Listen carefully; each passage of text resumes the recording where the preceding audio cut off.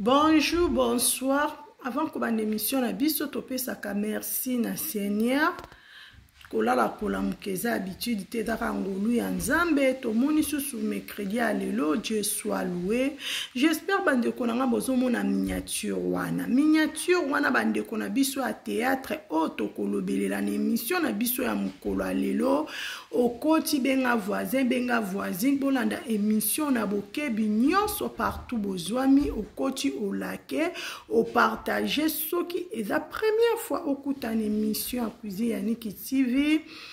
Bande konanga, s'il vous plaît, s'abonner pour recevoir encore des émissions super bien à Tolobaka tout sauf rien. Ma finga et kotarate à vérité contre vérité. Nebisaka bino bande konanga na communauté na biso makambo ezanga kate. Olalo la muki makambo. Tellement bango moko bazana ba makambo na bango babimisaka ngo moko ya sena se ki songi kimbasu ki maladi ba mona bango bazo sala mabe makasi na ngamba bato ya théâtre na biso. Tellement nzamba lola abomba kasila bisalu na makila Jésus Christ bango nyonso contre mutu moko. Mutango eza nani mutango eza sila bisal bande konanga nazo ebisa bino bande konanga ba vérité ekomi kobima 99 jours ezalaka mutu mais jour moko ezalaka Seigneur bojo eza boko oka makambu o bato a théâtre bazo sala o bazo bimisa kaka bango na bango sena se bande konanga ozo sekisa bango ozo liana bango mais ozo pesa mukongo bazo boma yo bango nde bazo boma sila bisalu bango nde baliana sila bisalu lelo bakoma binemi a sila bisalu lelo koma elonge pai bande konanga tellement ba komona gesho ekozwa ta en jouer lisu na SBT problème ebandi wana parce que l'autre ba sujet ebele problème yango wana ba ojo eza nga cuisine ya Niki TV. Avant de me la cabine émission, bon nakendaka na source ko vérifier makambo eza faux ou bien eza faux. Parce que toki kolinga te bo sali réputation si la bisal tant que est bien le côté. Baba kuku oye toujours maboko likolo pona mam sisi la respect. Yende mama na biso ndaku na ba nango. Ndaku na ba principe nango kendaka bongo. Si la bisal tellement ba lukaka ba ojo si la po ba lo ba pe si la bisal pe tongaka bande konanga ba mona ngote ba komi siko ko créer makam parce que ba jona bango ki songi na bango ezobima kaka ezobima na ba groupe na bango WhatsApp makambo ebimi ebele ba bizambe za kobu ya kozika kune za kozika pito pale koti bazo comprendre te mais si la bisal aza vraiment nzamba solo bande konanga ba kuku kotala makambo yo esa la somo makasi na ngambo bato a théâtre na biso tolali tolamuke komi o gesho na sila babebana gesho na sila kutu ba yoka na kasusu te koma mpuku na nyau si la bisal avandaka na batu te si la bisal bakabwana aka na bato ata bakanga misuka nango bakabwana aka bande konanga nani ebisi bino avant que ça la émission faut que ba ko vérifier avant que ça la émission faut bosser la sagesse et intelligence pa nzambe za très important parce que makambo toloba kabande ko bazwa katanko kabiso faut to lobela bango makambo eza vrai toko sarate faut que ba koloba makambo parce que ba mikolo ba kenda pe na ba source ko vérifier bande konangai gesho na sila bisalu bazana bango binemite gesho na sila bisalu bazana bango bien si la bisalu na gesho et permettre te par rapport à quoi par rapport ya batan si la bisal a na tana ye gesho pe na batane tellement bazana ba programme ba invitera bango par ci par là ezo simbate yango bozo mona absence ya gesho na SB mais gesho na si la bande konanga bazana problème te si la bisal na bato a théâtre azara pe na problème na bango te mais si la bisal a comprendre bango depuis si la bisal a préféré ami vanda na kwena ye atala makambo musika parce que aboy ne baloba ki bazongisaki esilisaka respect a mutu emoko mandeko nanga amisalaka mutu emoko amisalaka mutu emoko amilingaka tant que nga cuisine ya Niki TV na milingi est-ce que no bolinganga bolinganga te ava bino bolinganga fonga mona milinga ndenge nzambe asalanga bandeko na ngai gesho na sila bazana ba binemi te bozwa na bino kimia ba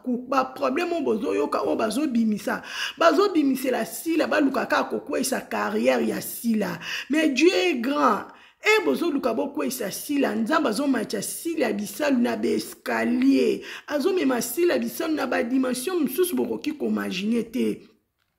gesho emoko azoloba na kotiela bino ojoboka gesho emoko ndenge azoloba très bien gesho aza mwa mobali oyo kava mobali lettre H mwana mwasi akoki komanipule te kotala gesho ndenge gesho avivraka atournaka pa sila bisalu atournaka pa bela atournaka partout noto oka ba problème te soki bino bomesana komanipule batu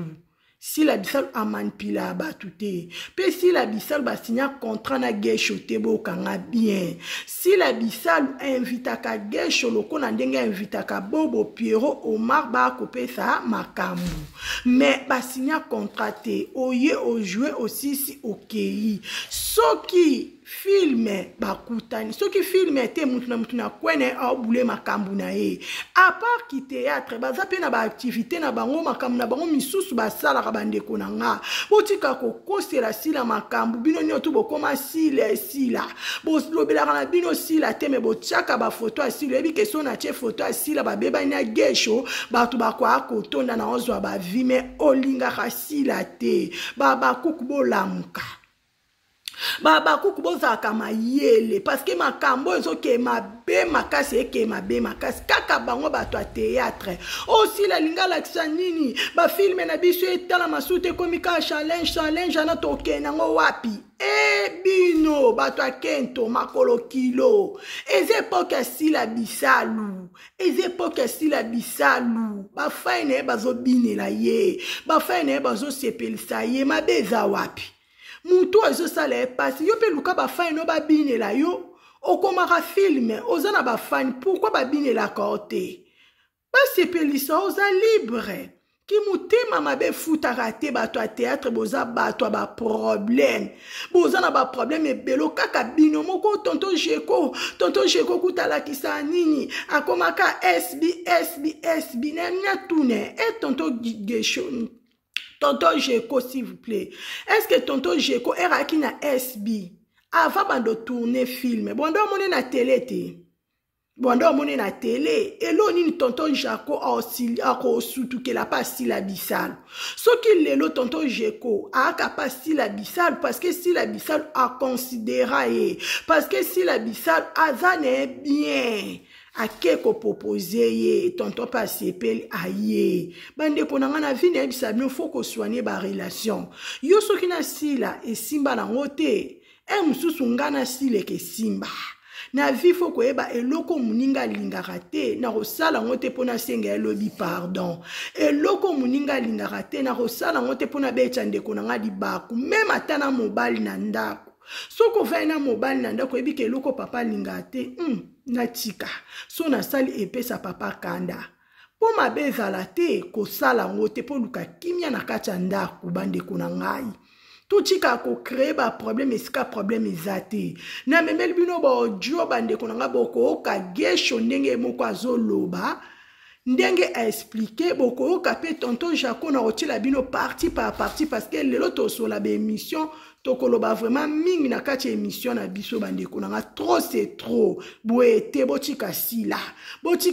ze nemi na bino te botika sila pardon biso babaku kutoza na posa sila bisalu vraiment nazo balancer sikobola na no gesho après tozo continuer émission na biso à suivre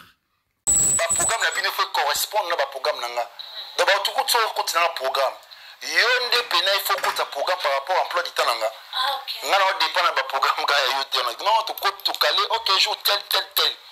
des fois que tu as que nga programme sur que tu as susu ya motusu yo négligé so il n'a pas ça programme nanga c'est je lui donne la considération à ta programme na yo non j'ai un programme déjà c'est comme ça aussi fonctionner mon papa so ga ba de gesh no pese mo na fin du mois attendre na yo singembon Abidjan c'est fin du mois na programme à gesh papa na Jean-Paul Nganga te absolument logique voilà je ne suis pas manipulable naza mon habitude ya motuté na dépendra na motuté, je dépends de moi parce que nga indépendance na dépendant na ngamoko muspona koma o nazali po batba ko mobenga ngabo za pona oyo komisinga proyo non elegandeni ngaba atablo oya tu sais nga mo gesho obimbula nga sala groupe ba fanatique tala ni na abuna na président ya baroka na président ya baroka mbolex na pe na président smoke 9278 na madame le TT yazawana comme ya secrétaire na bonyo surtout comprendre nana ba TT yondo nana ba Juliana Thomas ya meti yangunda na pe na ba rocambolesque ba Blondel Gilles Kingston douane nana bango belé ba Otis Moussada un peu de partout mais yo na chela on ba quel était au moins ce que na page marqué fan page ya rocambol ba mi José Lutete wana donc bat ngana bosolo basi na pe na bango na chela on ba quel était ngai soki SBBinga na kotisi na programme nanga hotel so payé pas benga ngana ba programme nanga carrément na ici non mais j'ai d'autres programmes tout là so sali ki dina na benga j'ai nana disponible na Kali si je ne suis pas disponible je suis clair que je ne suis pas disponible pour mi makambo nana makambo nanga musuna sala kana nana encadrement jeunesse na sala na centre culturel je suis un peu partout on prend donc ba programme na bino faut correspondre na ba programme nanga donc ba tout ko na programme yonde pena il faut que ta programme par rapport à emploi du temps nanga ngana on dépend na ba programme ga ya yote non to calé OK jour tel des fois que tu apprends que na programme sur que tu as susu ya moto sur négligé soit na pesa programme nanga je lui donne la considération à ta programme na yoko non j'ai un programme déjà c'est comme ça aussi fonctionner mon papa sur la base de gauche non plus mon la fin du mois attends na osingembon Abidjan c'est fin du mois na programme à gauche papa na Jean-Paul Nganga c'est logique voilà je ne suis pas manipulable naza mon habitude ya motuté na dépendra na motuté je dépends de moi parce que nga indépendance na dépendant na ngamoko muspona koma o nazali po batba père bandeko na ngabino mo bolandi gesho boki gesho ndenga zoloba boki voix na ye boki ndenga zoloba bandeko na nga botika koloba lukuta na be émission bosala ke émission o eza vrai gesho emoko alobi très bien a expliqué bino j'espère boyoki au coach au like au coach au commenter au coach au partager émission s'il vous plaît la famille gesho na si la bisal baza na problème te baza très bien baza bonne relation frère na sœur ba collègue ya musala baza na problème te bandeko na ngai soki lelo bomoni gesho na film na biso bokoloba nini soki bomoni gesho na sila bisal bakangi photo basali film na SB bokokanga munoko bato akento bolingi kaka diviser pour bien régner bolingi botika sila emoko yo bolinga ba isoler sila na bato nyonso batika sila emoko po mitema na bino esepela sila tikela bino nyonso sila vanda na ye est-ce que sila kumba bino est-ce que si la tia bino ka mais bino moko ti de lobo tiaka sila ka bino moka bozanga kimia pona via sila mais sila zapa bino tout akumba bino to sa toujours boulot na epesa makambo okomaka filme sala musala na yo soko sombaka ba fan soko lesaka ba fan eza sila bisalu te bino bolobaka sila kabaka tete sila zaka maboko makasi boba oba vandaka na sila bazaka ne ndenge nini bandeko na nga balobi baloba mabe bakuto na mabe yango te sila aza bien aza mwasi moko eyebi nzambe aza mwasi moko eyebi kosola bandeko na nga aza mwasi oyo aza na mabe na malamu na ye tellement comprendre aluka toujours ko sa bolamo elekebele na sa moyo tozolala tozolamuka bato bazokufa bo comprendre kaka te tout est vanité luka kimia na bandeko na yo luka kimia na sila bisalo azaka ennemi na bino te soki bino bozaka na problème ya sila bisalo bekam sila bisalo azaka na problème na bino te ko banda lelo timokile ekufa biso bakuka biso bana sila bisalu tozana posa sila bisalu nzamba lola abombelela nga kokwa bana nga sila bisalu bekam ti na tioka vraiment santa tukutombele kaka bino moko bokomolo bo tonton Jaco kutana nde kosala film asala asusu te aleka totala ye bato akento bomoni nouveau départ tonton Jaco azalaki te tellement aza papa aza na baoccupation na ye ebele yango esalaki azala te mais bomoni na filme na biso toposte ka ya pamba nde toposte demaske eye nouveau film na biso eye bandeko na bomoni na photo kande mams a poste bomoni nani Omar mams ici là tonton Jaco bango wana baza na kati ya filme oyo mams atieka 3 personnes mais na kati batu baza bino mo boyebi mams ndenga bimisa batu 1 1 2 2 3 tonton Jaco moko alobi nyonso bozoloba on s'en fout parce que si la bisal aza ndeko na aza ser na ye na si la bisal baza na ba problème te bino ko boluka batu bakabwanya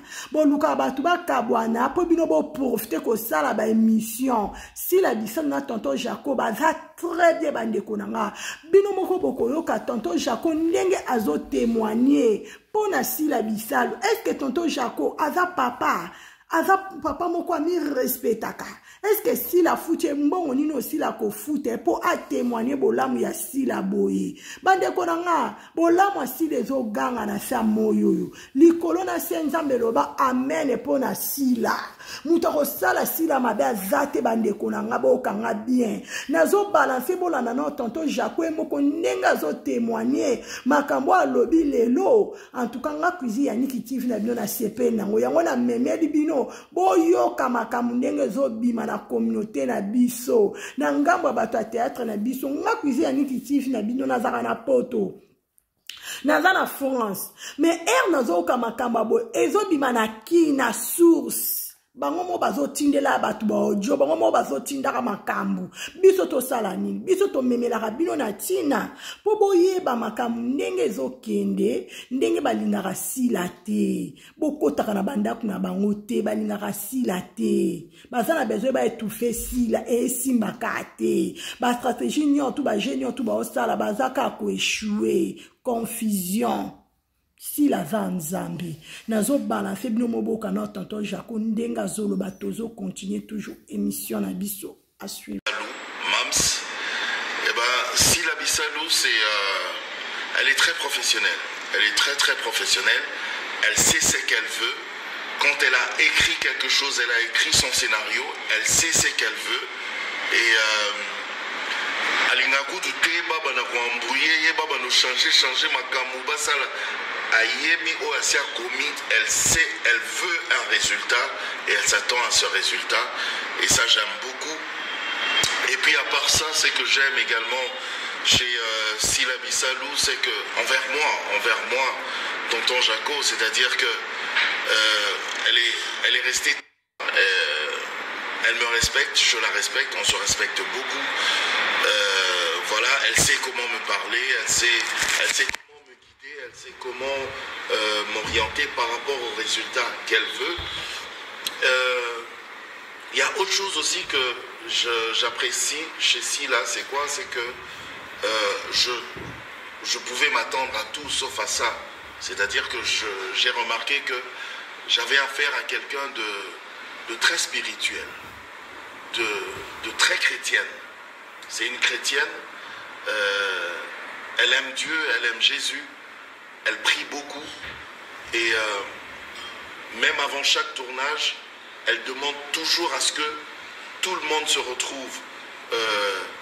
autour d'elle dans un coin pour qu'on se mette à prier. On prie, mais on prie à fond. Ça, j'ai vraiment beaucoup aimé. Et voilà. Et j'aime aussi son côté un peu faux-folle quand elle veut amuser la galerie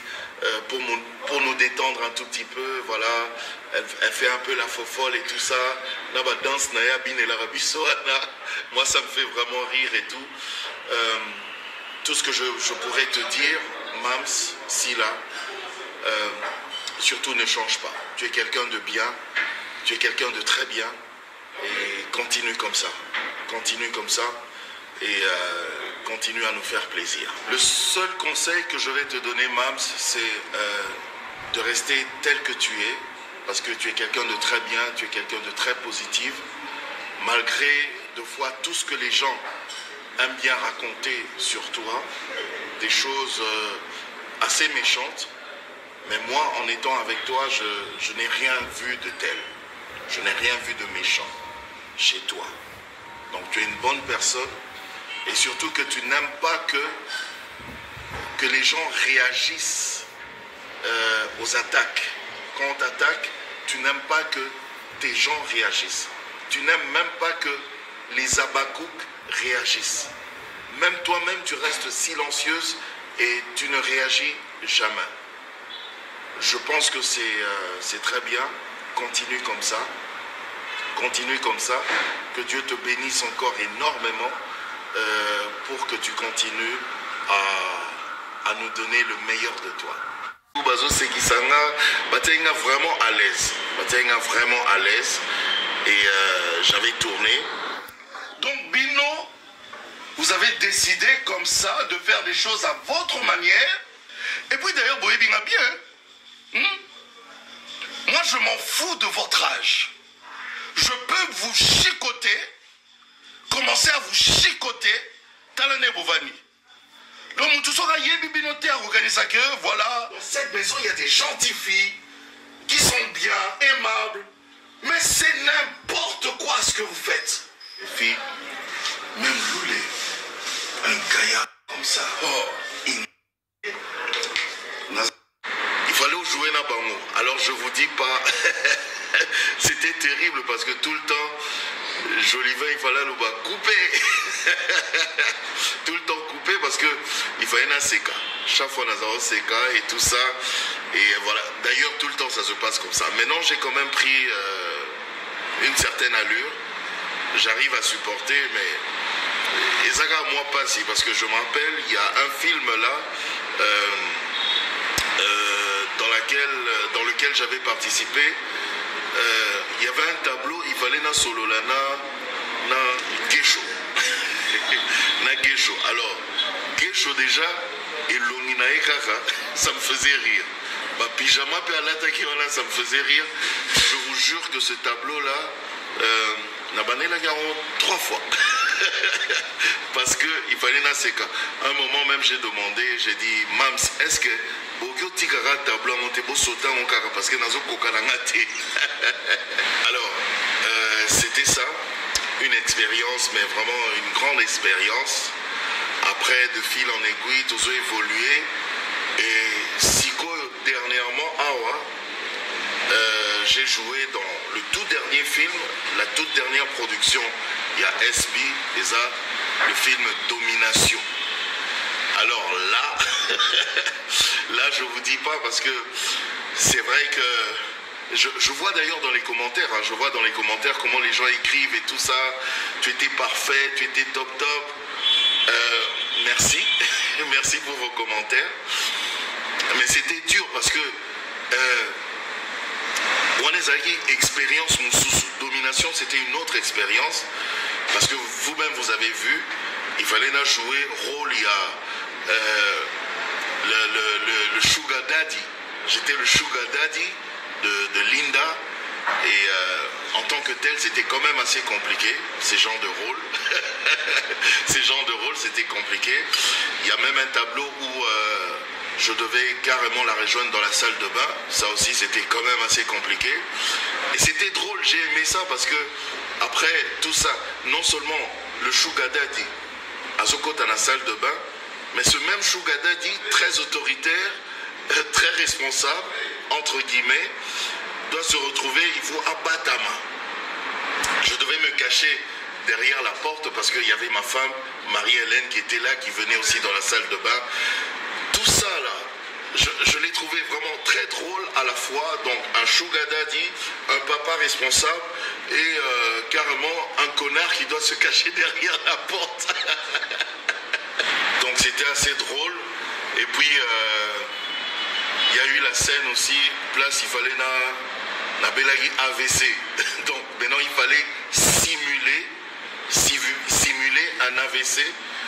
Et c'était terrible quoi. Je crois qu'à un moment SB a ôté la bino making of et vous allez voir un petit peu comment ça s'est passé.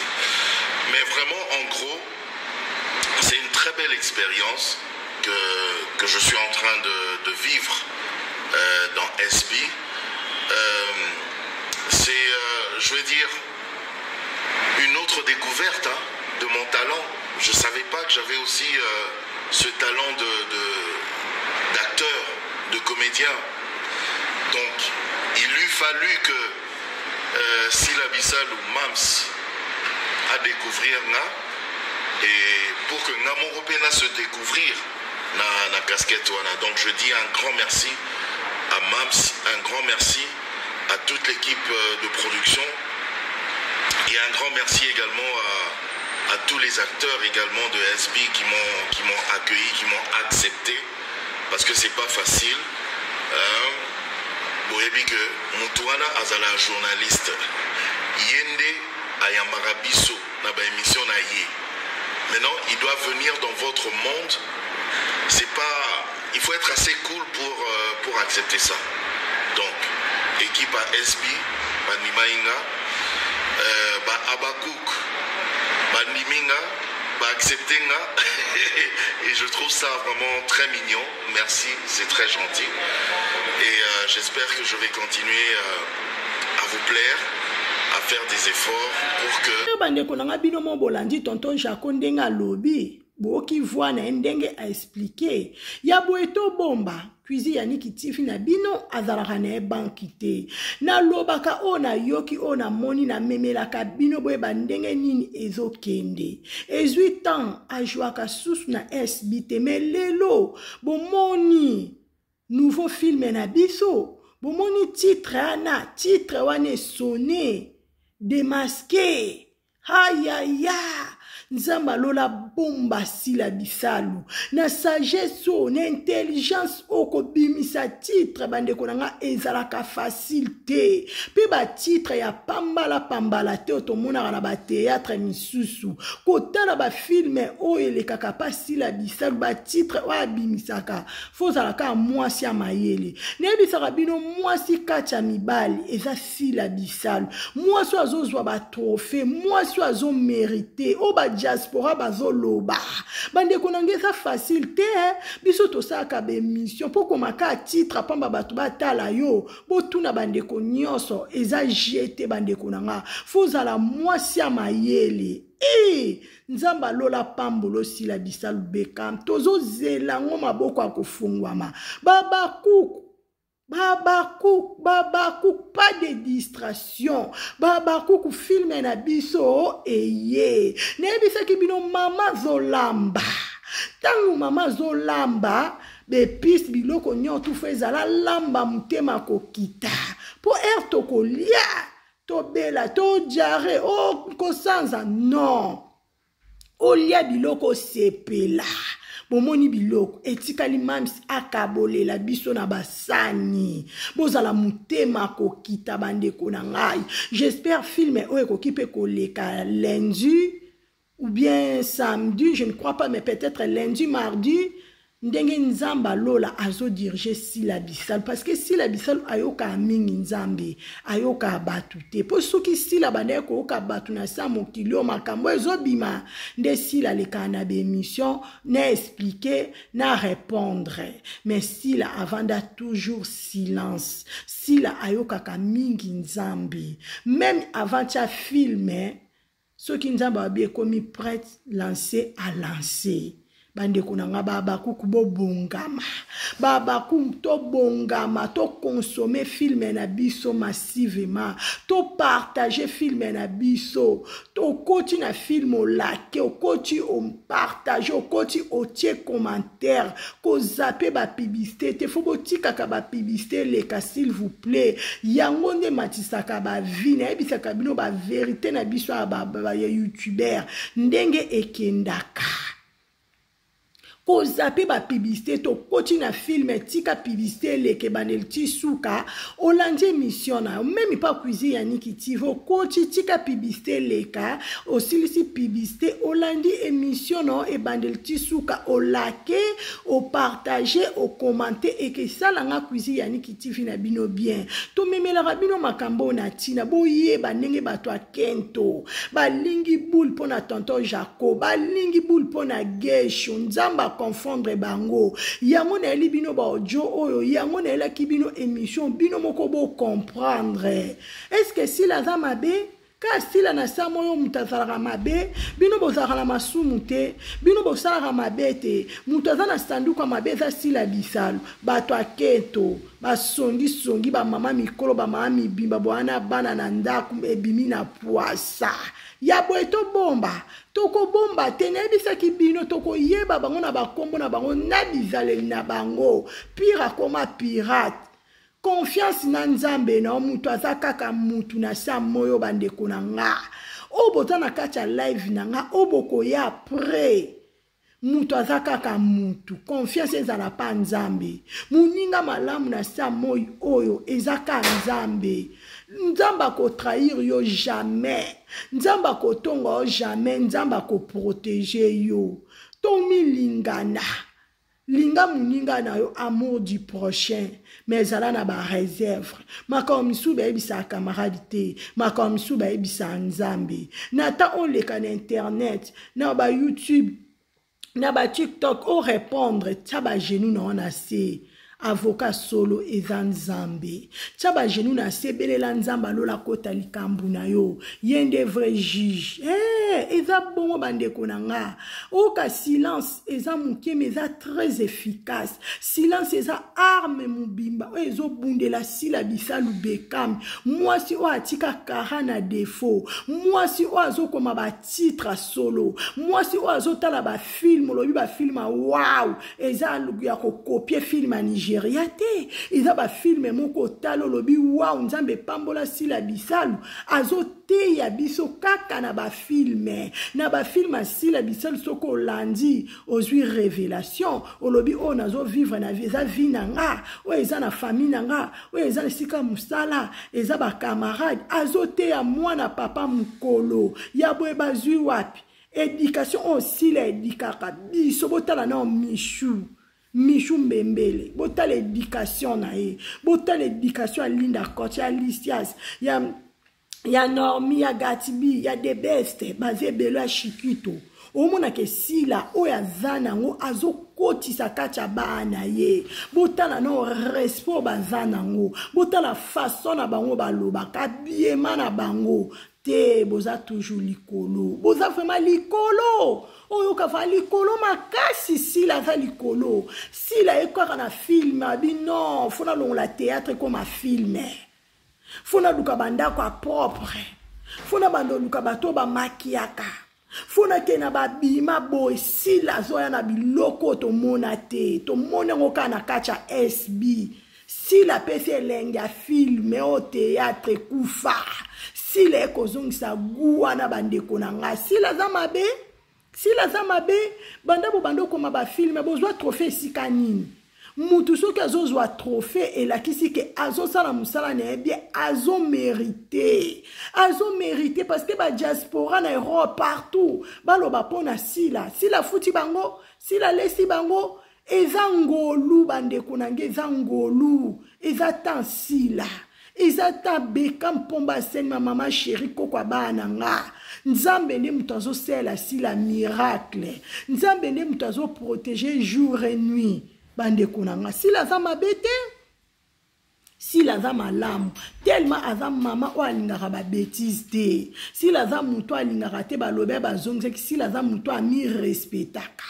avanda na kwena ye yango mona ke sangisa bango kimia ba o comprendre position sila te parce que muto bomo za na musika te bandeko na ngai kacho konda wetu shela fayulu muto ko bomo za ka oboliaka na ye obo melakane obo sekaka na ye yende mutako boma yo mais muto amona ko musika po salo mabe eza pasi parce que ebi yote ebi kwenta mona ko ka bonjour bonsoir bande konanga na sa moyo yo to bona biso te musique ezala rapper bien mais faut zana sage to bona biso te ba makele mbeza kape bien mais faut zala sage bande konanga mukile ko mabe to ebi ngonga te to ebi mukolo te soki tozo kende wapi to yebi te soki to komi wapi to yebi te tala makambo tozo mona na sa moyi oyo kala to mona kangote nyonso tozo mona ngo kaka lelo na ba théâtre de chez nous to mona marando te na théâtre de chez nous to mona ka ba division te na théâtre de chez nous to tikala ko mona to li patine esengo bona non to mona ka makambo to mona na 2023 ote mabe eye makasi koleka pasteur de la foi lobaki mutu moko tandime pasteur de la foi ba moneka lobi mu pepe lobi ne karapoto joane akoma lokwa muninga na biso keba musala nzambe basakana kanete musala nzambe soki alobi likambo ata lelo tomoni te après 5 à 10 ans tokomona tokoloba nini pasteur de la foi sala nini alobaki o azana mato ya koyoka ayoka azana mutema ko bomba abomba salela et que ça la bien si la na gesho baza bien tonton Jaco aza toujours bien pe porte za ouvert pour na gesho na tonton Jaco na SB baza na problème te to bona biso confusion to bona bino soso bomonika film na biso titre pamba e bandi da ko tia bino panique bato ba agitation bokomi da agité to boyi to za na besoin ya calme to za na besoin ya paix to za na besoin ya ba problème te ona memela kibino kacho konda wetu yango yo ona memela kibino mama Jeannette Bosolo yango yo na memela kibino ba vrai ba abonné nanga oncle des Abakuku mela merci beaucoup oncle na biso mama melongo makambo ezebele so ba monika mutu na SB aizate obia yete de film komi o na sila bakabwana na sila babebani makasi il faut toi ko ebisa bango ba vérité parce que ngana mwana sila bisala no linga te mutu apakola sila bisala buzoba no linga na memela bino o eza vrai po boyeba makambo ndenge ezokende parce que aliro yo sila emora lobarana ete ba biso tolobela sila faut toi ko expliquer bango boye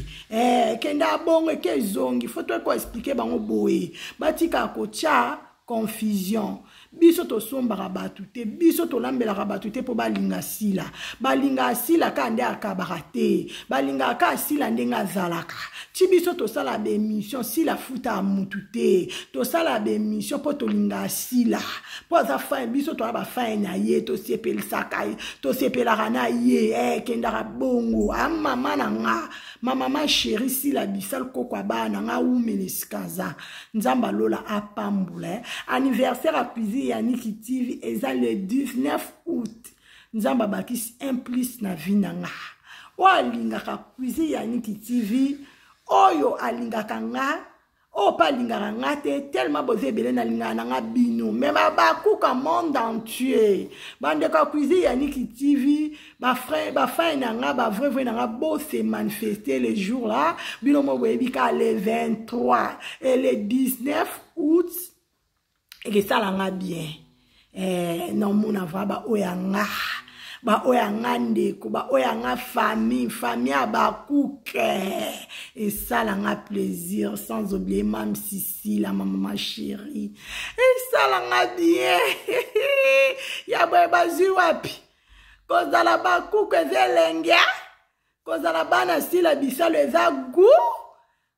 baba kuku boza wapi bonyama sila bisalu elengi bonyama kitoko kozala mwana sila bisalu eza gu